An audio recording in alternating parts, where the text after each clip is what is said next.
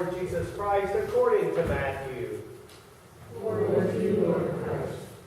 Jesus said, "You have heard that it was said to those of ancient times, 'You shall not murder,' and whoever murders shall be liable to judgment. But I say to you, if you are angry with a brother or sister, you will be liable to judgment. And if you insult a brother or sister, you will be liable to the council.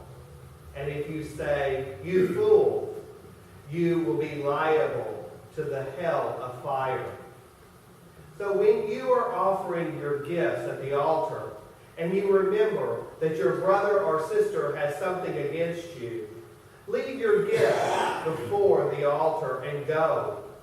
First, be reconciled to your brother or sister, and then come and offer your gift. Come to terms quickly with your accuser while you are on your way to the court with him. Or your accuser may hand you over to the judge, and the judge to the guard, and you will be thrown into prison. Truly I tell you, you will never get out until you have paid the last penny. You have heard that it was said, 'You shall not commit adultery.'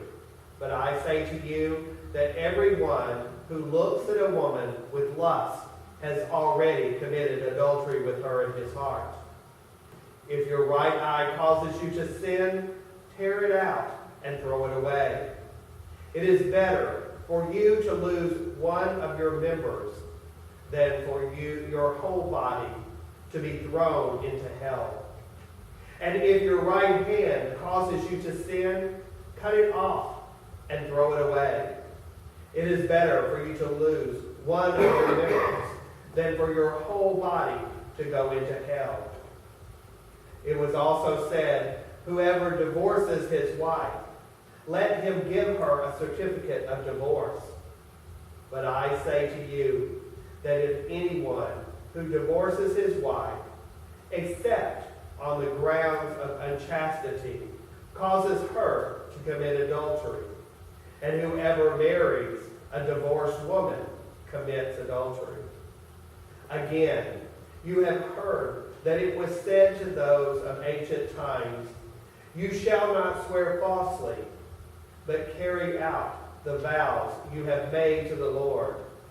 But I say to you, do not swear at all, either by heaven, for it is the throne of God, or by earth, for it is his footstool, or by Jerusalem, for it is the city of the great King.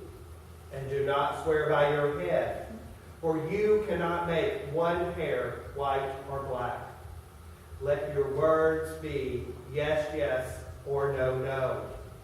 Anything more than this comes from the evil one." The Gospel of the Lord. Praise to you, Lord Christ. Lord God, be in our hearts and our minds. Help us to hear your words. Help us to know your voice. Let it be your words, whether they are spoken or written on our hearts and our minds, that we hear this morning. And let us recognize your words. In the name of the Father, Son, and the Holy Spirit. Amen.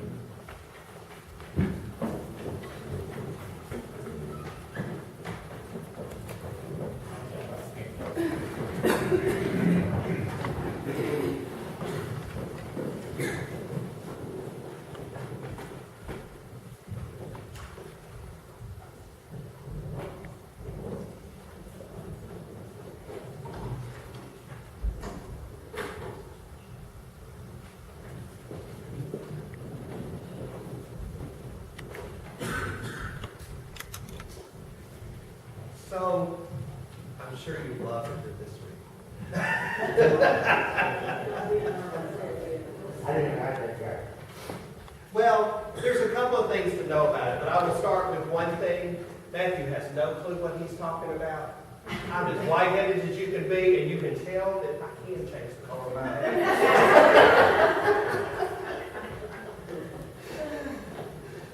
But there's more to know about this reading than just that. Matthew was one who was really trying to express something bigger. Matthew wanted us to get not just the words that are written on the page, but something more of a message.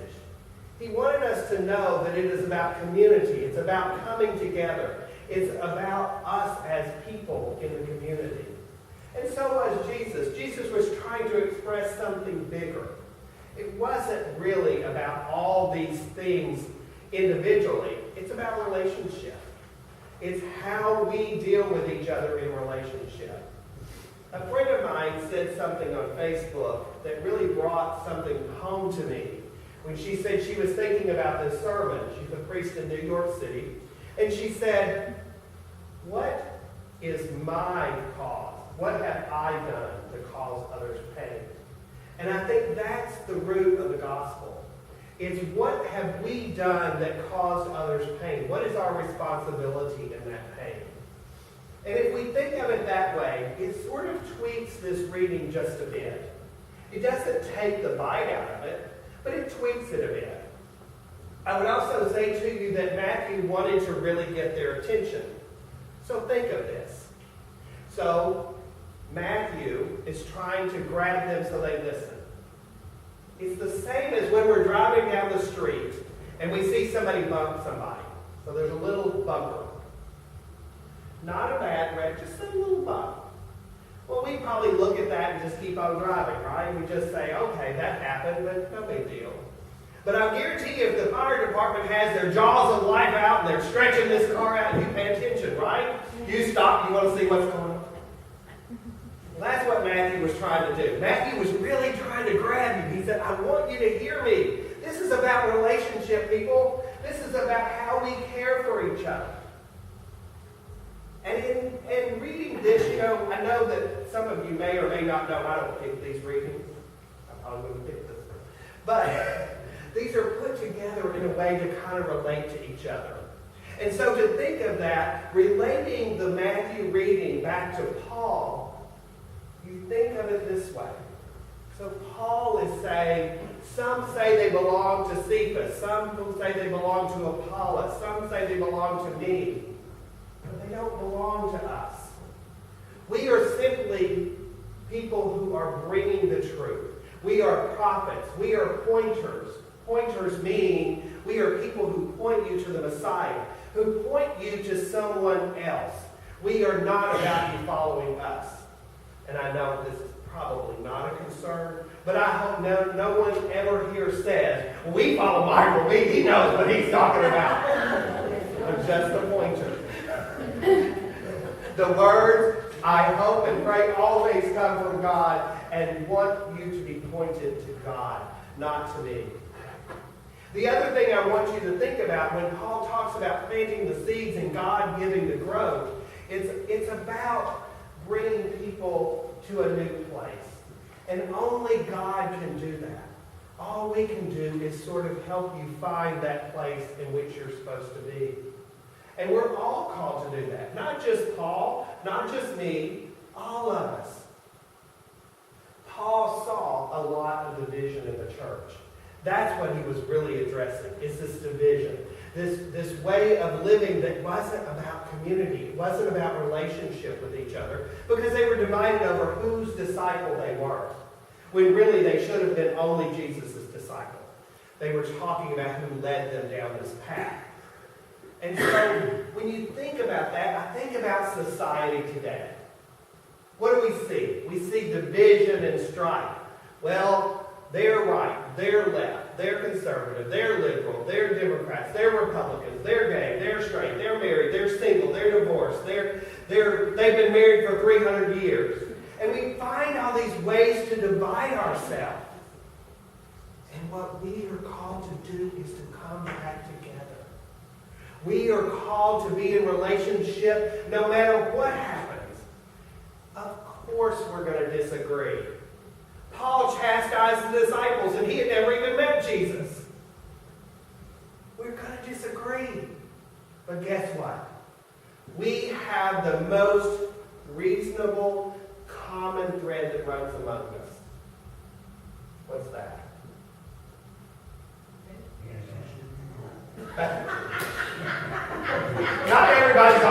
leader. Thank goodness. It's Jesus. We are all about this one thing. So whether we agree or disagree, we worship in different ways, we think different things about the way we should live our faith, we have this one common thread that we can all come together on. We can all be a part of. And the really great thing about Jesus is, he didn't just talk the talk, he walked the walk.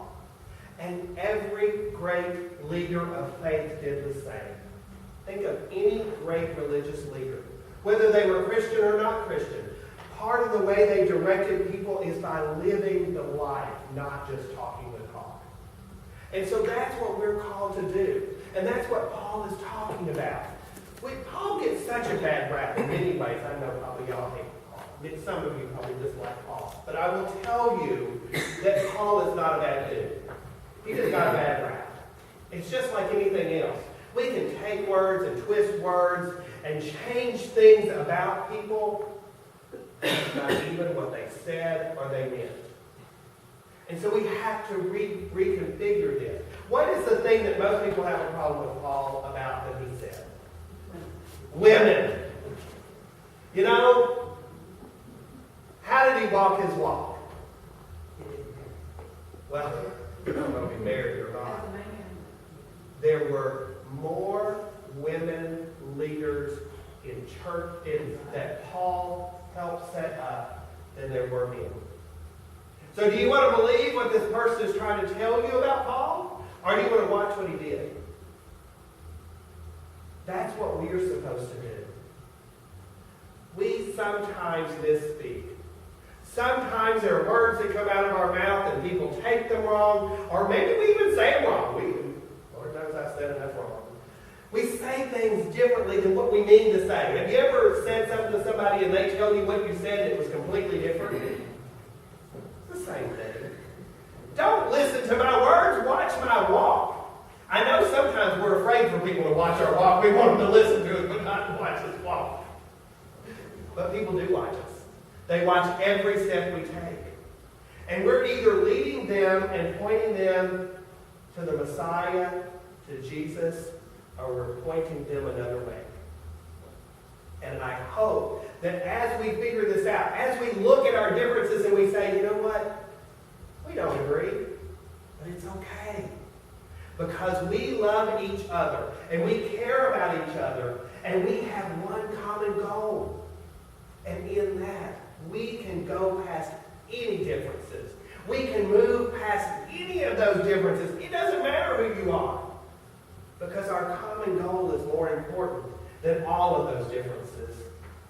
We are all different. Each and every one of us, even if we look the same and think we're the same, I'll guarantee you we'll find a difference. And it's okay. How many of you remember the Stepford Wives? You wouldn't want to live like that, would you? That takes all the fun out of life. We need to be different. And part of the reason we need to be different is because there are people you will touch that I cannot touch. And there are people that I can probably touch that you can't touch. When I was in Colorado, I had one of my members who had been to prison. He had spent quite a bit of time in prison. And there were people that he could talk to about his faith because there was a different language, a different way of talking that I could never touch because I don't have that language. I don't have those words the same way. And we are each the same way. There are people in our lives that are in our lives that I may never see. It's part of what I talked about today in social media. Social media is one of those avenues that is amazing. We can evangelize to people across the world in ways that we could never imagine. We don't have to knock on doors anymore. Besides that, most people wouldn't come to them, and if they did, they came with a gun. What do you want? You're here to rob me. You are not getting it. We can live our life in such a way that it touches others' lives in a very positive way. But we just have to figure out how we're going to do it. But if we remember what Paul said, if we remember that maybe I plant a seed, maybe you plant a seed, maybe Jeff planted a seed, and we understand that somebody else may water those seeds. But God is the one that causes the growth. And that we live through that, then somebody will see God. And somebody might just come to faith. And you may be the only one that is able for them to be able to see God. And if we live our life that way, if we live our life that we may be the only one that touches someone's life, that changes somebody's life because they see God in us. Not because we do it. As we said in the column, we do nothing good without God. We all know that. I hope we know that. We may do things that are good, but it's not of us. It's because of who we are and whose we are and how we were created. We were created good people. We were created out of love and created to be loved. But we're only able to do it because of the strength of our Creator, not because of who we are, because we're weak and fragile human beings. But we are all good. Every single one of us are good. We may choose to do bad things, and there are people in the world that choose to do bad things. It does not make them bad people. Because every single person ever created, we're created in the image of God. And that's good. And there is always hope for every person. But we may be the person who allows them to see it. I'll close with a story from John Nowlan of a man who took care of a person who had disabilities. They could not talk and they could not dress themselves. But this man said that as I learned to care for this person, as I learned to be in relationship with this person as someone who was a person that was dependent on me, but I became dependent in a different way. And the way I became dependent is I saw God in a different way through looking at this person. Be the person that people see God in, and look for God in other people. God lives and dwells and grows in each of us as much as we allow it. And so I hope that as we leave this place, if we do nothing else, we look for ways to see God in others and to allow others to see God in us. Because we may be the only person they see God in. At least until after they see God in us. And then maybe they look and see God in others.